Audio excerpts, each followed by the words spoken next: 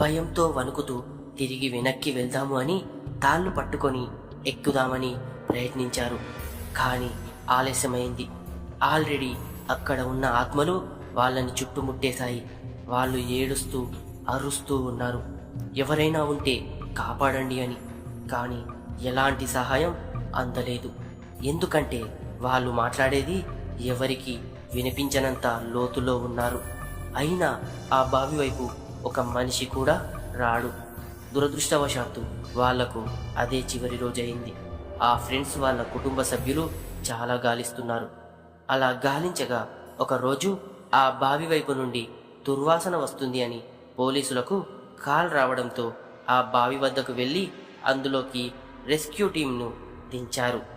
ఆ రెస్క్యూ టీంకి ఆ స్నేహితుల శవాలు కనిపించాయి. ఆ విషయంపై ఆఫీసర్కి చెప్పగా బయటకి దిప్పించారు. వాళ్ళ శవాలను చూసిన ఆ చుట్టుపక్కల జనాలందరికీ వెన్నులో వణుకు పుట్టింది. ఎందుకంటే అంత క్రూరంగా చంపివేయబడ్డారు. మళ్ళీ పుకార్లు మొదలయ్యాయి. వాళ్లను చంపి వాళ్ళ ఆత్మలను కూడా కైవసం చేసుకున్నాయి అక్కడి ఆత్మలు అని. ఆ తరువాత నుండి ఆ ఊరిలో పారానార్మల్ యాక్టివిటీస్ మొదలయ్యాయి. రాత్రి కాగానే వీధిలో కుక్కలు విపరీతంగా అరవటం, అందరూ పడుకున్నాక వాళ్ళ తలుపుడు ఎవరో కొట్టిన శబ్దం, ఎవరో విచిత్రంగా మాట్లాడుతున్నట్లు వినిపించడం లాంటివి జరిగేవి అని చాలామంది గ్రామస్తుల నుండి ఫిర్యాదులు వచ్చేవి.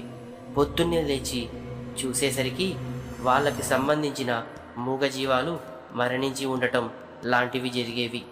ఇదేదో ఊరికి అరిష్టంలా ఉంది అని కొందరు పెద్ద మనుషులు చర్చించుకొని ఆ బావి అంతు చూడాలి అని ఆ బావిలో ఆ స్నేహితులు చనిపోయిన తర్వాత నుండే ఇలాంటివి జరుగుతున్నాయి, ఎలాగైనా ఆ బావిని శుద్ధి చేపిద్దామని ఆంజనేయ స్వామికి చాలా వీరభక్తుడైన గొప్ప వీరాంజనేయులు అనే ఒక అయ్యగారి ఊర్లోకి తీసుకువచ్చారు. ఆ స్వామికి జరిగిందంతా చెప్పారు.